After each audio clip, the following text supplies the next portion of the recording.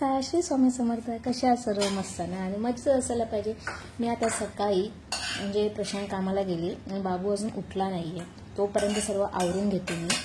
म्हणून जर तो उठला की त्याची तयारी होईपर्यंत 9 वाजतात आणि त्याला शाळेत पाठवायचं असतं. तर मी तो पहिला तुम्हाला डबा दाखवला ना, तो गव्हाचं पीठ संपलंय माझं. चपाईचं पीठ असतं ते संपलंय.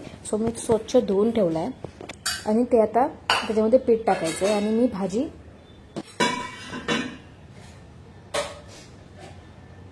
आणि ही भाजी होती ना, मी जवळा आणि आपली कांद्याची पात असते ती सर्व एकत्र करून भाजी बनवली होती. जर तुम्हाला ही रेसिपी पाहिजे असेल तर नक्की मला कमेंटमध्ये सांगा. तीच आम्हाला दुपारी भाजी जेवणामध्ये फक्त काय भात, डाळ आणि चपाती तर असतेच. फक्त भात डाळीचा कुकर लावायचा होता. मग जेवणात दुपारचं जेवण पण आमचं रेडी होतं. सर मी असं सर्व भांडी वगैरे क्लीन करून घेते. सकाळी पाणी असतं, दिवसभर पाणी असतं, त्याचा काही प्रॉब्लेम नाही. पण सकाळी हे सर्व कामं झाली की मग थोडासा वेळ दुपारी भेटतो. आणि आता जी पितळेची भांडी होती माझी, कळशी जी मला लग्नात मिळाली होती, लग्नाचे कन्यादान करतात ना त्याच्यामध्ये मला मिळाली होती. सो आता ती खूप गंदू झाली होती. सो त्याला आता मी पितांबरी लावते आणि जास्त घासत नाही, फक्त पितांबरी लावून ठेवते 5 ते 7 मिनिटं.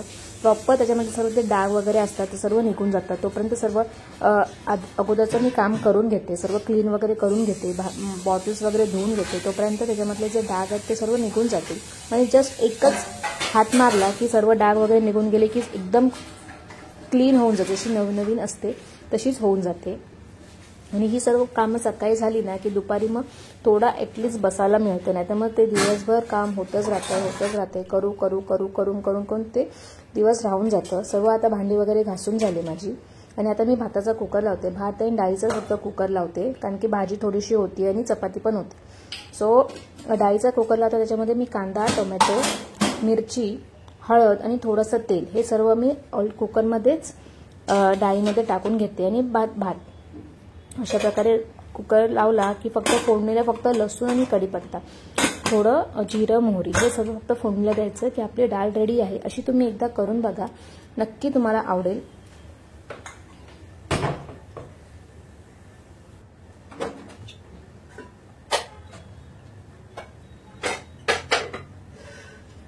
आणि आम्ही जेव्हापासून कोविड चालू झालाय, कोरोना चालू झाला होता, तेव्हापासून जी सवय लागली आहे ना की गरम पाणी करून ठेवायचं, मग थंड झालं की पियायचं, तसंच तीच सवय आता कंटिन्यू होत चालली आहे. आय थिंक सर्वांकडे तुमच्याकडे पण तीच सवय असेल. आणि भाज्या पण आपण जेव्हा आणतो तेव्हा एकदम स्वच्छ क्लीन करून सुकत फक्त मग नंतर ती यूज करायच्या. ही सवय ॲक्च्युली कोरोना झाल्यापासून, म्हणजे जेव्हापासून लागला, कोविड लागला, कोरोना आला होता, तेव्हापासून जे इन्स्ट्रक्शन द्यायला सुरुवात केली ते अजून आम्ही तेच फॉलो करतोय. गरम पाणी आणि भाजी वगैरे आलं की स्वच्छ धुवून घ्यायचे.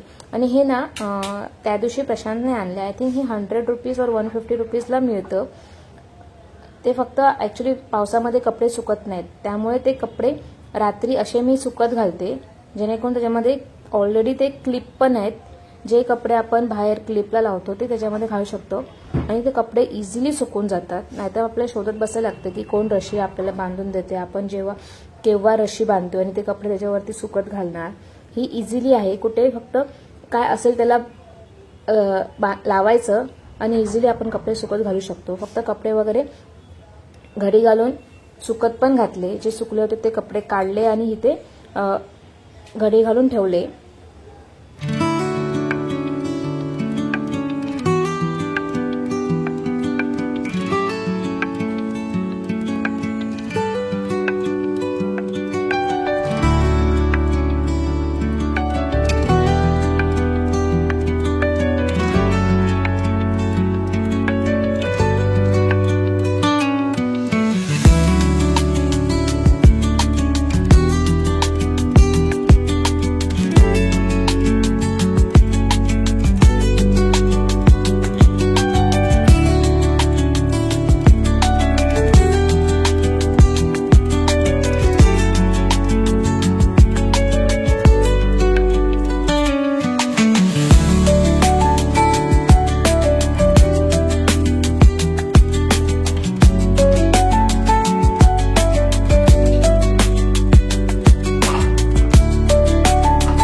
तर मी मोस्टली लसूण त्याच मोमेंटला साफ करते आणि जिथे जेवढे पाहिजे असेल तेवढेच मी यूज करते. आणि आता मला लसूण पाहिजे होते.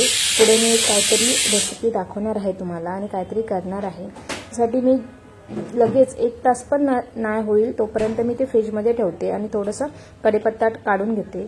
मी फ्रीजमध्ये मोस्टली कांदा टोमॅटो नाही ठेवत. ज्या टायमाला यूज करायचं असतं त्याच टायमाला यूज करून तेव्हाच सर्व कंप्लीट करून टाकायचं. आणि ही ना गावी अळूची पानं मला दिली होती आईंनी. ती आता मी त्याची अळूवडी करते. सो नॉर्मली करतात तसे फोल्ड वगैरे करून नाही करत आहे. ही थोडीशी वेगळी पद्धत आहे. तुम्ही पण नक्की बघा.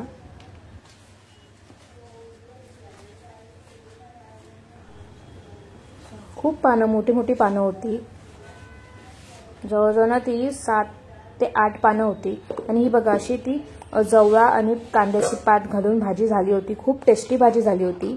आणि आता मी ती अळूची पानांची वडी करणार आहे. त्यासाठी मी खूप सारे आता लसूण सोलून घेतले होते त्याच्यामध्ये टाकते. जेवढं तुम्हाला तिखट पाहिजे ते त्याच्यामध्ये टाकते. जवळजवळ मी 3-4 मिरच्या घेतल्या ते त्याच्यात टाकते. थोडीशी कोथिंबीर, थोडंसं आलं टाकलंय आणि सर्व ते मिक्सरला ग्राइंड करून घेते. आणि आता जे अळूची वडी बनवण्यासाठी जे लागणार आहे ते सर्व म्हणजे इथे जवळजवळ मी 3 स्पून बेसन घेतले. त्याच्यामध्ये पांढरे तीळ, ओवा, जिरं आणि आपण जे लसूण, मिरची, कोथिंबीर आणि आल्याचं जे मिक्सरला ग्राइंड करून घेतलं त्याच्यामध्ये टाकायचं. थोडीशी कोथिंबीर टाकली, हळद, लाल मसाला, चवीप्रमाणे मीठ आणि ना मी चिंच, माझ्याकडे कोकम नव्हते सो मी चिंच पाण्यात भिजत घालून ठेवले होते आणि तो चिंचाचा पाणी त्याच्यामध्ये टाकते. खूप टेस्टी झाली होती. तुम्ही पण नक्की करून बघा.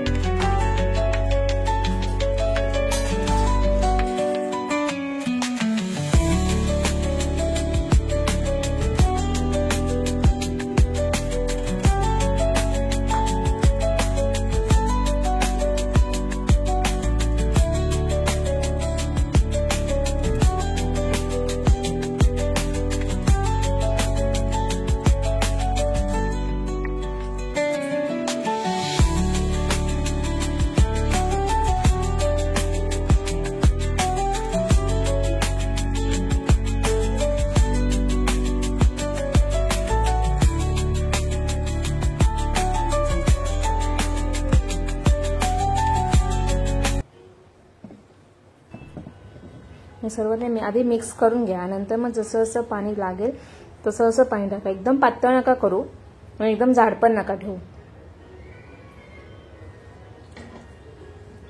आणि मी थोडेसे पांढरे तीळ ना बाजूला काढून ठेवले जेणेकरून वरून टाकण्यासाठी एकदम क्रिस्पी होण्यासाठी. यातलं एकही बेसनचा दाणा नाही राहिला पाहिजे म्हणून मी एकदम ते स्मॅश करून आता मग काय बोलते त्याला एकदम ढवळून घेते.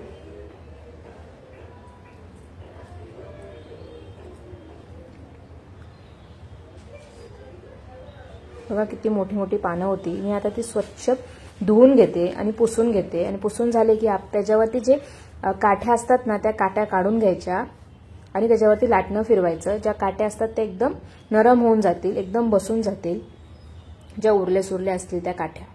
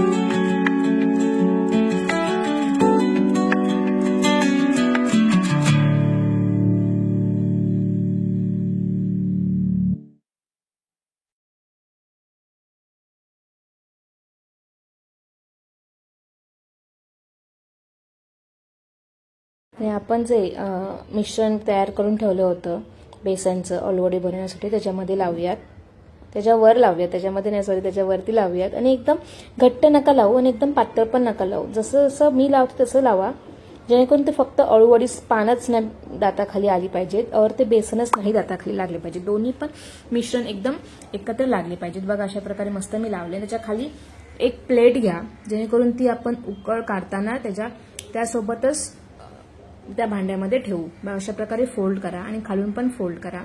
फोल्ड करून झालेल्या भागावरती पण ते मिश्रण लावा.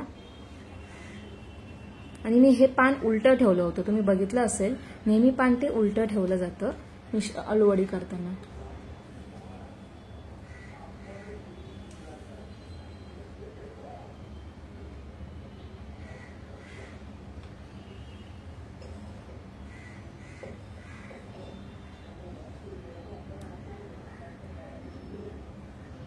बघा अशा प्रकारे ते फोल्ड केलं मी दोन्ही साईडून, चारही साईडून ते फोल्ड करायचं.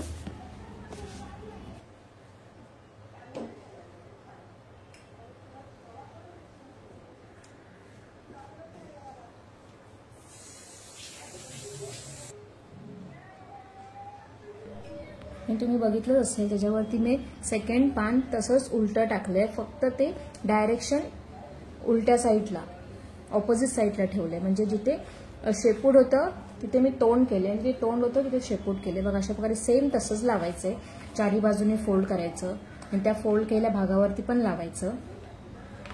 असे मी जवळजवळ 4 पानं तशीच ठेवली आहेत, एकावर एक एकावर एक एकावर एक, आणि ते फोल्ड नाही केली आहेत, फक्त तशीच स्क्वेअरमध्ये ठेवून दिली आहेत. काहीतरी वेगळं आणि खूप क्रिस्पी होतं बरं का.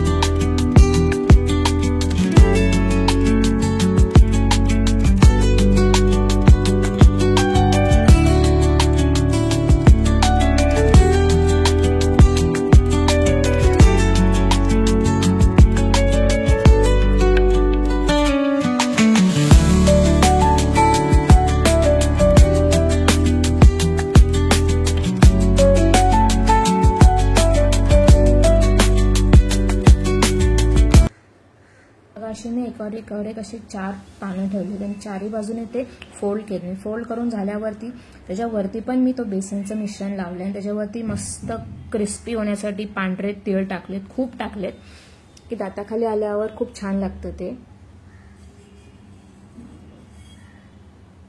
आणि त्याच्यामध्ये मी आय थिंक सांगायला विसरली की चवीप्रमाणे मीठ पण टाका, ते तुम्ही टाकालच, त्यांना काय सांगायला लागत नाही, तरी पण मी आपली सांगते. अशा प्रकारे मी एका साईडला ठेवले आणि त्या पाण्यावरती चाळणी ठेवले. त्या चाळणीवरती मी आता हे ठेवणार आहे, कारण की माझ्याकडे भांडं नव्हतं. आणि 15 ते 20 मिनिटं आपण तसेच वाफेवरती शिजून देऊया.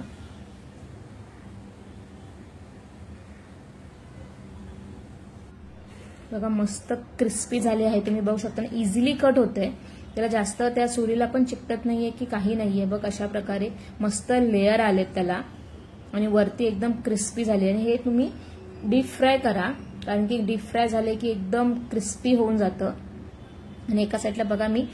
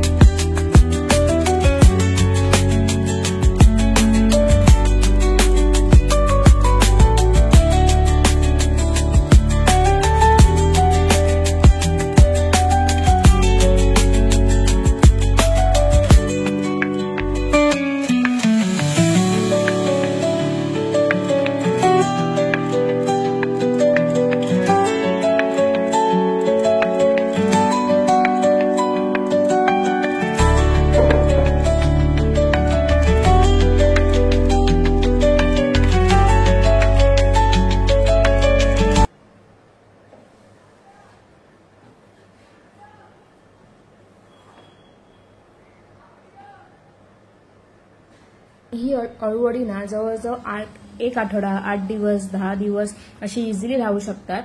म्हणून मी ते स्टोअर करून ठेवते एका भांड्यामध्ये आणि फ्रीजमध्ये ठेवून देते, जेणेकरून जेव्हा आपल्याला पाहिजे असेल तेव्हा डीप फ्राय करून किंवा शॅलो फ्राय करून आपण खाऊ शकतो.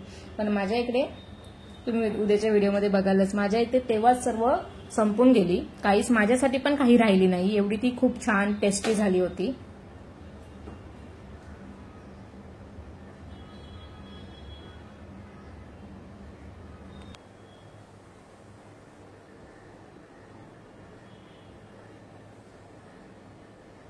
आणि त्याच्यामध्ये ना खूप सारे लेयर्स पण आले होते, तुम्ही बघू शकता. खूप टेस्टी झाले होते, तुम्ही एकदा नक्की करून बघा.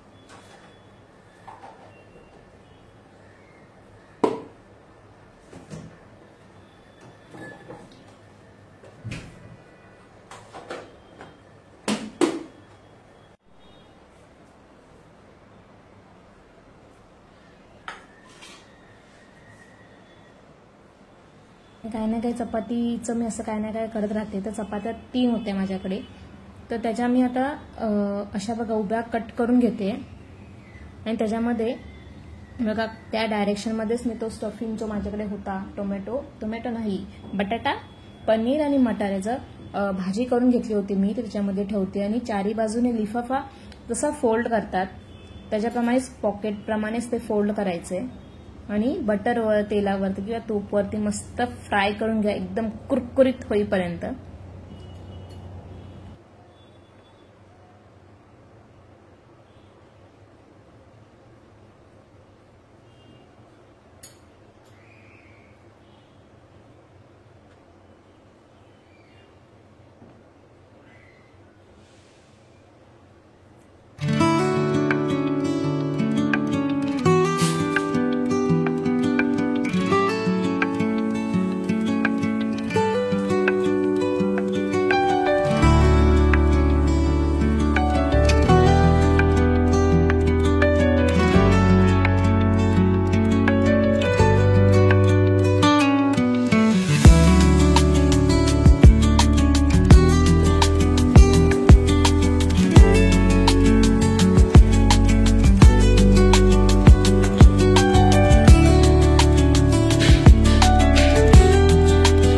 दुपारीची अळूवडी बनवून ठेवली होती मी, ती आता मस्त डीप फ्राय करते. माझी सर्व भाजी बनवून पण झाली आहे, कारण की सकाळचं भात, डाळ, भाजी, थोडीशी भाजी होती आणि चपाती होती. आता थोडीशी भाजी घातली की आपलं जेवण रेडी आहे. अपेक्षा करते तुम्हाला व्हिडिओ आवडले असेल.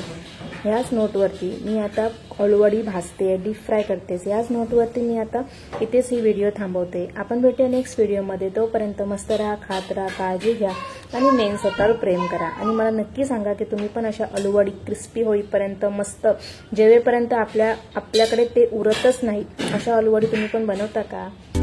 बाय.